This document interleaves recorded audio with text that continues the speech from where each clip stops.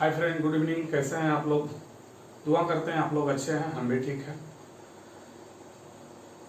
फिर आ गए हैं नेक्स्ट वीडियो के लेकर। गुरु रोहित सर, आप लोग को गुरुकुल कैंपस जीएस क्लासेस में आपका स्वागत है, हार्दिक अभिनंदन है।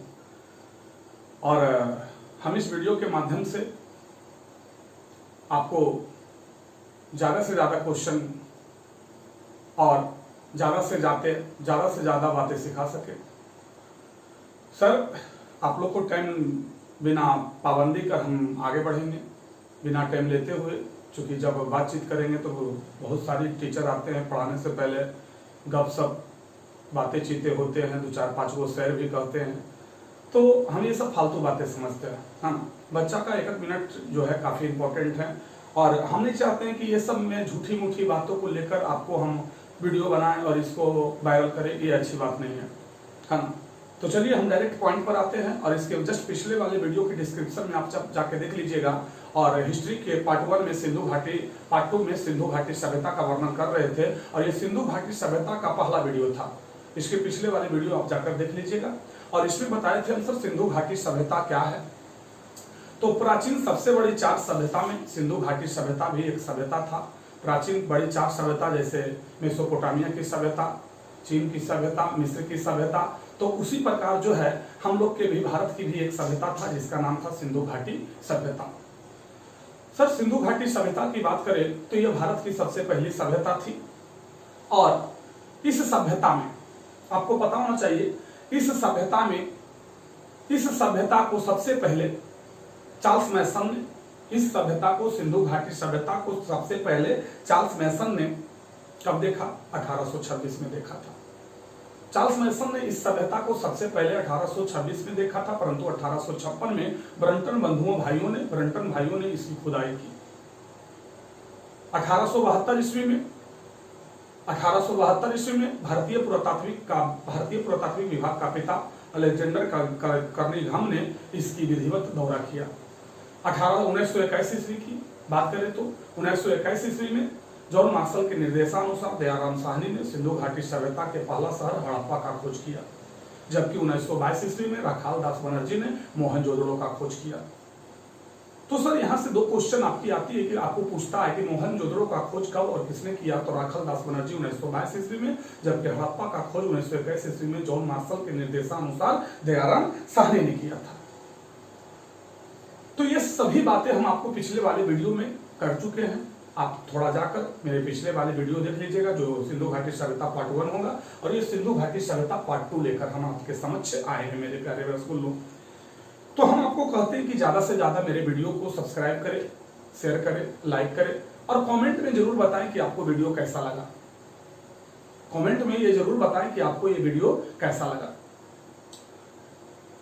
बच्चों मेरे, अब हम सीधे पॉइंट की ओर चलते हैं। हम इस वीडियो के माध्यम से आपको बताना चाहते हैं सिंधु घाटी सभ्यता की भौगोलिक क्षेत्रफल। सिंधु घाटी सभ्यता का भौगोलिक क्षेत्रफल क्या रहा सर? यानी सर, जो सिंधु घाटी सभ्यता जो था, वो उसका क्षेत्रफल जो था कितना था, उसका क्षेत्रफल कहां से कहां तक फैला हुआ था, वो किन किन देशों में था, ये सभी का वर्णन हम इस वीडियो के माध्यम से करेंगे। तो चलिए, आइए हम भारत के मानचित्र के अनुसार हम आपको टोटल डायग्राम बनाकर बताकर आपको हम बताना चाहते हैं कि सर सिंधु घाटी सभ्यता का क्षेत्रफल कहां से कहां तक था। ये भारत का मानचित्र है बच्चा। तो चलिए हम इसका टोटल विश्लेषण करते हैं। बच्चा मेरे, पहले ये जानिए कि सिंधु घाटी सभ्यता का कुल क्षेत्रफल लगभग 13 लाख वर्ग किलोमीटर था। सिंधु घाटी सभ्यता का कुल क्षेत्रफल लगभग कितने लाख वर्ग किलोमीटर था? 13 लाख वर्ग किलोमीटर था मेरे प्यारे बच्चों। लेकिन वर्तमान में कुछ वैज्ञानिकों ने कहा, वर्तमान में कुछ इतिहासकारों ने कहा कि नहीं, सिंधु घाटी सभ्यता का क्षेत्रफल वर्तमान में 15 लाख वर्ग किलोमीटर हो गया। लेकिन हम ज्यादातर याद रखेंगे, अगर कोई पूछ दिया कि सिंधु घाटी सभ्यता का क्षेत्रफल कितना था, तो 13 लाख वर्ग किलोमीटर था। सर, इसका आकार कैसा था? तो सिंधु घाटी सभ्यता का आकार त्रिभुजाकार था। देखिए, सिंधु घाटी सभ्यता का आकार कैसा था? तो इसका आकार जो था ये त्रिभुजाकार था। वर्तमान में ये 3 देशों में इसका क्षेत्र फैला हुआ है। सिंधु घाटी सभ्यता का क्षेत्रफल वर्तमान में कितने देशों में फैला हुआ है? 3 देशों में।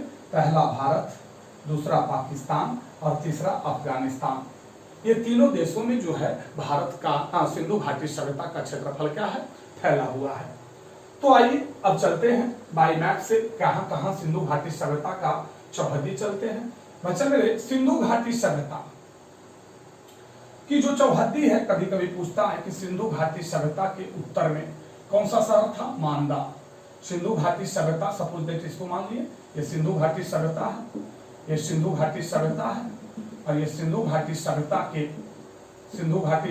के उत्तर में, ये उत्तर है, उत्तर में कौन सा शहर था? मांदा। और ये मांदा कहाँ पड़ता है? जम्मू कश्मीर में।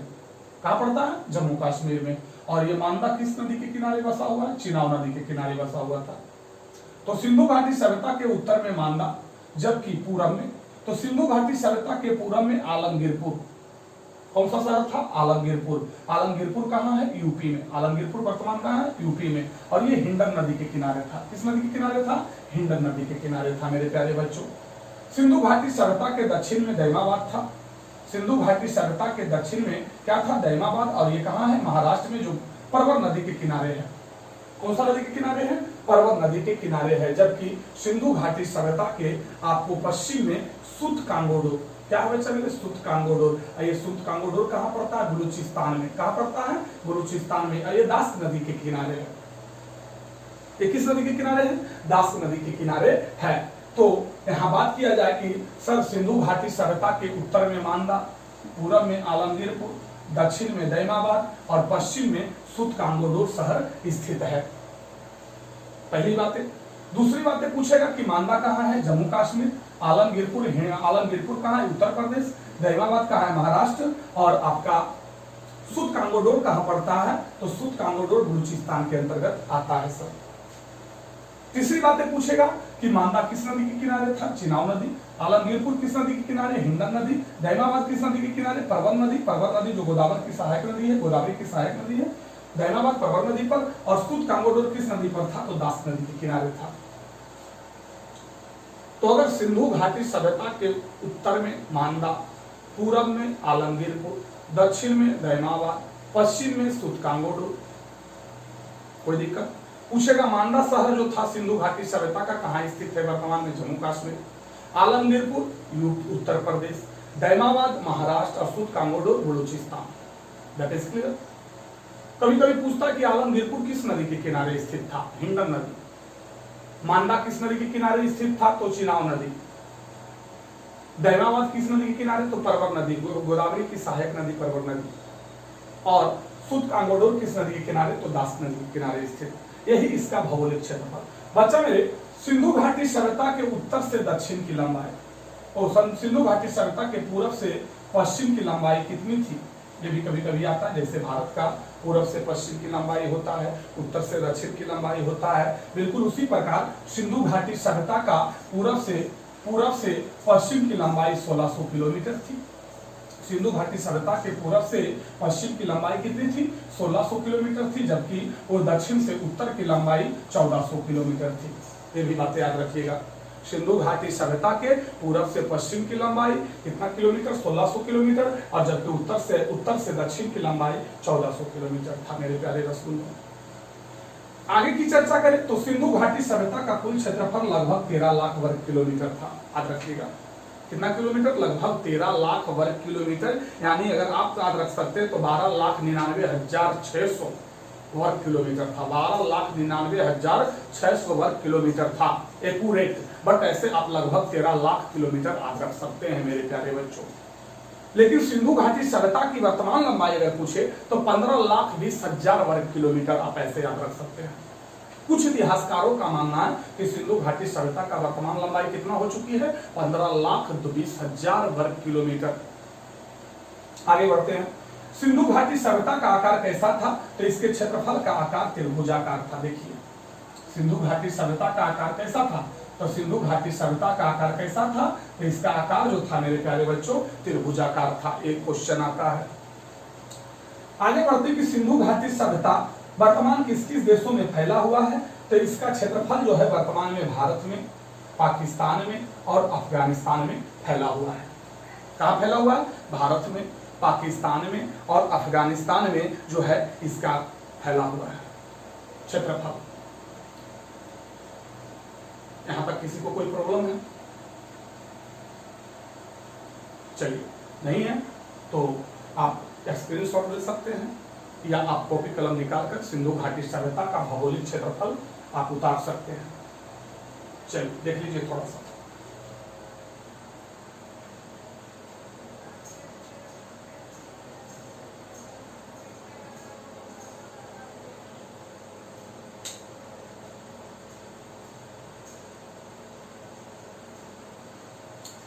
चलिए आगे बढ़ते हैं।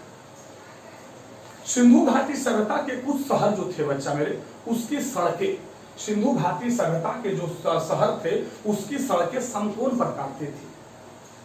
सिंधु घाटी जो सभ्यता के जो शहर के सड़कें थे वो कहाँ काटती थी? तो सड़कें जो थी समकोण पर काटती थी। परंतु बनमाली एक ऐसा शहर था जिसका सड़क समकोण पर नहीं काटती थी। बनमाली एक ऐसा शहर था जिसका सड़क समकोण पर नहीं काटती थी। पूछ देता है कभी कभी कि बताइए बनमाली क्यों ऐसा शहर जिसको समकोण पर नहीं काटती थी? क्योंकि बनमाली का आकार घोड़े की नाल की तरह था। बनमाली शहर का जो आकार था वो घोड़े की नाल की तरह था। यानी सिंधु घाटी की शहर की सड़कें समकोण पर काटती थी। एकमात्र ऐसा शहर कौन था जिसकी सड़क समकोण पर नहीं काटती थी? तो बनमाली। तो बनमाली का सड़क समकोण पर क्यों नहीं काटती थी? क्योंकि इसका आकार कैसा था? घोड़े की नाल की तरह था। कैसा था? घोड़े की नाल की तरह था। ये भी क्वेश्चन कभी कभी आपको है ना क्वेश्चन पूछ देता है। सिंधु घाटी सभ्यता के जितने भी शहर थे दो टीलों में विभक्त थे, दो खंडों में विभक्त थे। एक को कहा जाता था पश्चिमी टीला और दूसरे को कहा जाता था पूर्वी टीला। एक को कहा जाता था पश्चिमी टीला और दूसरे को कहा जाता था पूर्वी टीला। सिंधु घाटी सभ्यता के जो शहर थे, सिंधु घाटी सभ्यता के जो शहर थे वो टीलों में विभक्त थे। एक को कहा जाता था पश्चिमी टीला तो दूसरे को कहा जाता था पूर्वी टीला। परंतु अगर बात किया जाए लोथल में केवल एक टीला मिला। लोथल में कितने टीले मिले? एक टीला मिला। परंतु कालीबंगा में 3-3 टीले का प्रमाण मिला। सिंधु घाटी सभ्यता का अधिकांश शहर दो टीलों में विभक्त था, पश्चिमी टीला और पूर्वी टीला। परंतु धौलावीरा परंतु कालीबंगा एक ऐसा कालीबंगा और धौलावीरा दोनों को ले लेंगे। कालीबंगा और धौलावीरा एक ऐसा शहर था जो 3-3 टीलों में 3-3 टीलों में विभक्त था। परंतु लोथल जो था मात्र एक टीलों में विभक्त था। लोथल कितने टीलों में विभक्त था? एक टीलों में विभक्त था। मोहनजोदड़ो को मृतकों का टीला कहा जाता है। मोहनजोदड़ो को क्या कहा जाता है? मृतकों का टीला कहा जाता है। तो यहाँ पर 3-4 क्वेश्चन बातें आप याद रखिएगा। पहला क्वेश्चन आप याद रखिएगा कि सिंधु घाटी सभ्यता का शहर कैसे कहाँ काटती थी? समकोण पर काटती थी। लेकिन एकमात्र ऐसा शहर कौन था जिसकी सड़क समकोण पर नहीं काटती थी? तो आपको पता होना चाहिए कि एकमात्र ऐसा शहर बनमाली जो था जिसकी सड़क समकोण पर नहीं काटती थी। पूछेगा क्यों? क्योंकि बनमाली का आकार घोड़े की नाल की तरह था। घोड़े की नाल की तरह था। पहली बात है। दूसरी बात ये भी याद रखिएगा कि सिंधु घाटी सभ्यता का अधिकांश शहर टीलों में विभक्त था, यानी दो टीलों में विभक्त होता था। एक को कहा जाता था पश्चिमी टीला और दूसरे को कहा जाता था पूर्वी टीला। परंतु लोथल एकमात्र ऐसा शहर था जहां एक टीले का प्रमाण मिला, जहां एक ही टीला था। लेकिन कालीबंगा और धौलावीरा ऐसे मात्र दो शहर थे जहां 3-3 टीले का प्रमाण मिला। जहां कितने टीले का प्रमाण मिला? 3-3 टीले का प्रमाण मिला। मृतकों का टीला किसे कहा जाता है? तो मोहनजोदड़ो। मृतकों का टीला किसे कहा जाता है? तो मोहनजोदड़ो को कहा जाता है। क्वेश्चन ये बहुत भेदिया है बच्चा मेरे। अगर पूछेगा कि मृतकों का टीला किसे कहा जाता है तो मृतकों का टीला मोहनजोदड़ो को कहा जाता है। मृतकों का टीला किसे कहा जाता है? मोहनजोदड़ो। मोहनजोदड़ो को मृतकों का टीला कहा जाता है। मोहनजोदड़ो को क्या कहा जाता है? मृतकों का टीला कहा जाता है। तो चलिए आप जल्दी से इसको नोट कर लीजिए। हम आगे बढ़ते हैं, धीरे धीरे चलते हैं आगे की ओर लेकर आपको। इससे पिछले आपको हम सिंधु घाटी सभ्यता का भौगोलिक क्षेत्रफल बताएं। कि सर सिंधु घाटी सभ्यता का भौगोलिक क्षेत्रफल में क्या क्या किए हैं। सिंधु घाटी सभ्यता का उत्तर से दक्षिण की लंबाई 1400 किलोमीटर और पूर्व से पश्चिम की लंबाई 1600 किलोमीटर है ना बच्चा। कुल क्षेत्रफल 13 लाख लगभग। ये सब याद रखिएगा। सिंधु घाटी सभ्यता का आकार त्रिभुजाकार था। कैसा था? आकार त्रिभुजाकार था। इसका उत्तर में मांडा, पूर्व में आलमगीरपुर, दक्षिण में दैमाबाद और पश्चिम में सुतकांगोडोर शहर स्थित था। टोटल चीज किया बच्चा, है ना। अब जब धीरे धीरे हम आप लोग को आगे बढ़ते हैं और हम बताते हैं कि सर नदी तट पर स्थित स्थल। अब सिंधु घाटी सभ्यता के कुछ प्रमुख स्थल थे जो किस नदी के किनारे स्थित थे। क्वेश्चन बराबर आपको कॉम्पिटिटिव लेवल में ये सब टाइप का क्वेश्चन आता है कि लोथल किस नदी के किनारे स्थित था। तो लोथल किस नदी, चंदहुदड़ो किस नदी, सुरकोटदा किस नदी, तो ये सब टोटल बातें हम आपको क्लियर करेंगे। आइए देखते हैं बिना समय के हुए गवाहे, क्योंकि अब झूठ फूस का भाषण हमें देने नहीं आता है बच्चा। हम चाहते हैं कि बच्चे को एक इंपॉर्टेंट टाइम, एक मिनट एक इंपॉर्टेंट होता है और हम इसको व्यर्थ ना जाने दें। हाँ, हमसे बड़ा कॉमेडियन तो पूरे भारत में नहीं है, ये तो पक्का मानते हैं। क्या बच्चों, गलत बोल रहे हैं? गलत नहीं बोल रहे हैं। ऐसे तो मेरा ऑफलाइन क्लास भी चलता है ना।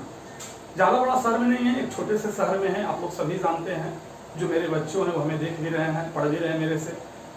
बट हम सोचते हैं कि नहीं, सिर्फ मेरा बच्चा ही हमसे नहीं पढ़े, और अगल बगल देश दुनिया जहां भी हो, जो बच्चे ऑनलाइन शिक्षण ले रहे हैं तो हमसे भी कुछ ज्ञान प्राप्त करें।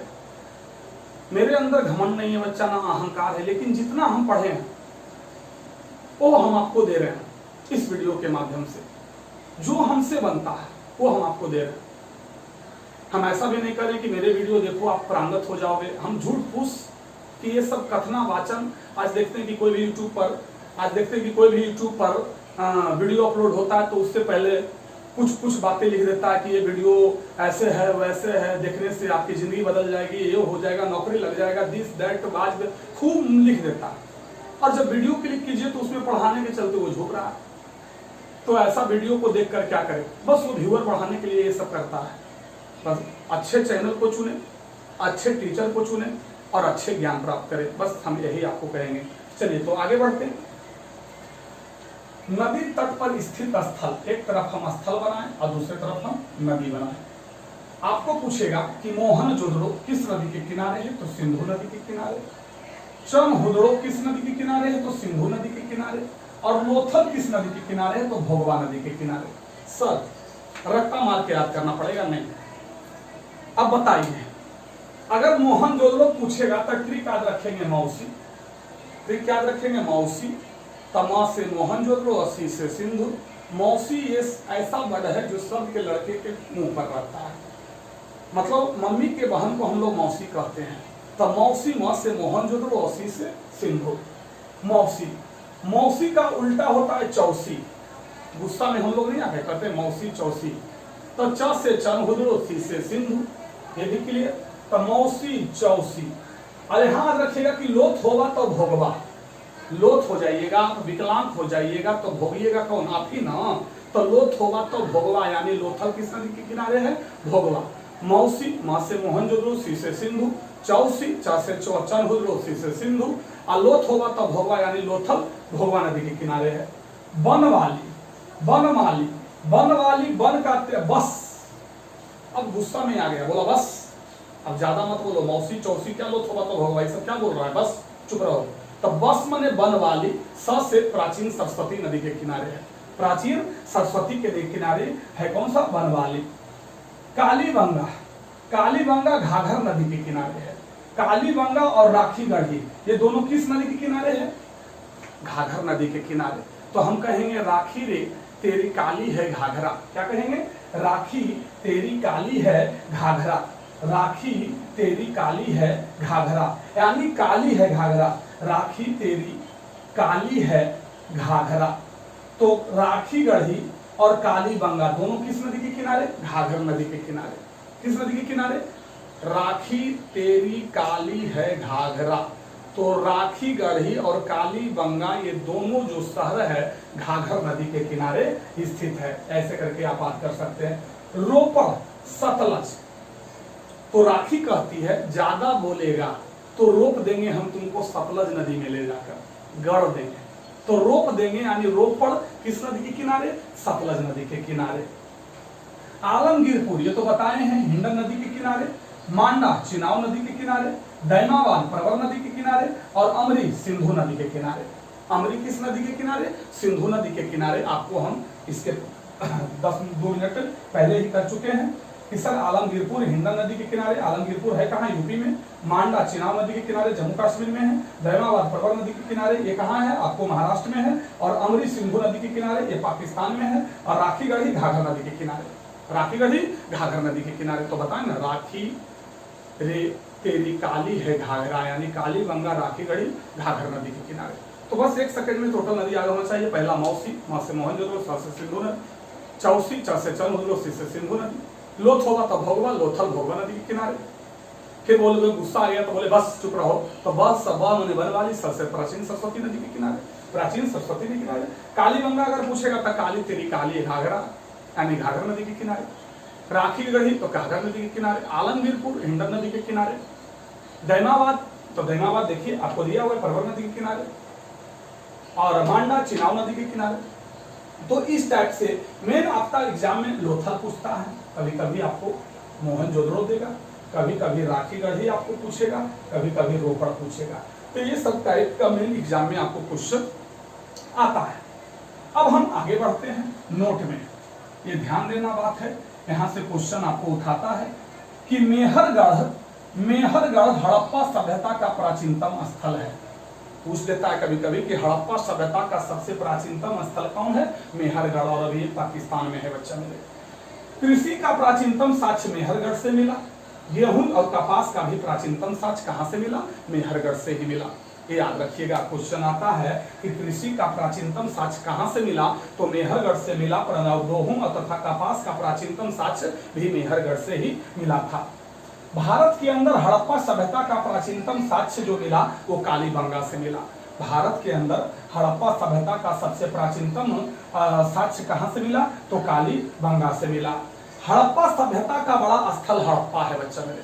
कोई पूछ दिया आपसे कि हड़प्पा सभ्यता का सबसे बड़ा स्थल कौन है? तो हड़प्पा है, लेकिन जनसंख्या के दृष्टि से सबसे बड़ा स्थल मोहनजोदड़ो है। वहां लगभग ऐसा अनुमान लगाया गया कि 23,000 लोग निवास करते थे। भारत के अंदर हड़प्पा सभ्यता का बड़ा स्थल राखीगढ़ी है। अब अगर क्वेश्चन आ गया कि भारत के अंदर हड़प्पा सभ्यता का सबसे बड़ा स्थल कौन है? तो राखीगढ़ी है। और राखीगढ़ी किस नदी के किनारे है? घाघर नदी के किनारे है। हड़प्पा सभ्यता का सर्वाधिक स्थल गुजरात से मिला। भारत के अंदर हड़प्पा सभ्यता का सर्वाधिक स्थल जो मिला वो कहां से मिला? गुजरात से मिला। बताएंगे कौन कौन से स्थल मिला, जस्ट बताएंगे, टेंशन नहीं लेना है। चावल तथा धान की भूसी, ये क्वेश्चन आता है बच्चा। चावल तथा धान की भूसी का प्रमाण लोथल से मिला। चावल तथा धान की भूसी का प्रमाण कहां से मिला?